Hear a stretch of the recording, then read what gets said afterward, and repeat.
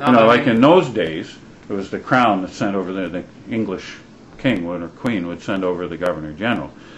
How would we pick a governor general now? Is Elizabeth going to send somebody to us that she thinks would be a jolly good, you know, administrator of the provinces or of the colonies, or how would we do that? Like right now, since Mackenzie King, the prime minister just tells Britain who it is, and that's who it is. Yeah.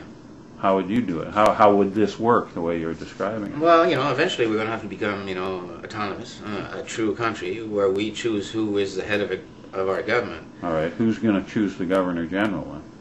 Well, generally speaking, the way I see it, I mean, it's never been discussed, as far as I know. Yeah, the question never really came up, No, did it? the question's never been. But generally speaking, the Governor General's basic function, okay, is to conciliate the interests of the Senate and the House of Commons, just like an arbitrator.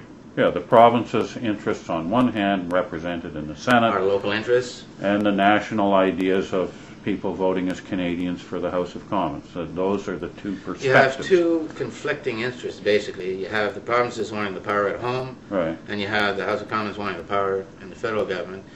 And so it's in common law and normal everyday action. If you have two parties in conflict, to settle the conflict, both of them will agree to an arbitrator.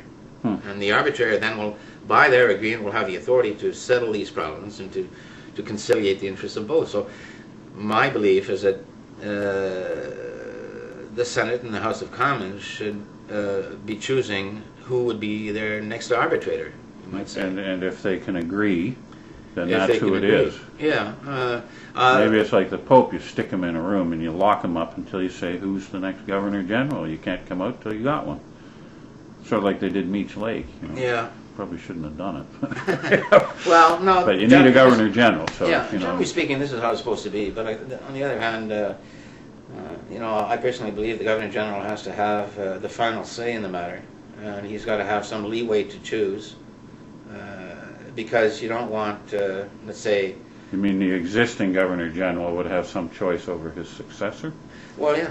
Yeah. And he's got to have some leeway, because you don't want to be kind of boxed into a situation where there's a permanent leader of the Senate and a permanent leader of the House of Commons who's choosing their puppet, you know, to govern as they wish, type of thing. You got to have some kind of the Governor General has to have some kind of a leeway. So what was meant to be implemented here, I think it was around the time of Mackenzie King, was the Queen asked the leader of the majority and minority parties to submit 3 names from which the Queen would choose one to be the Governor General. That way, there's some kind of there's a leeway for the Governor General to act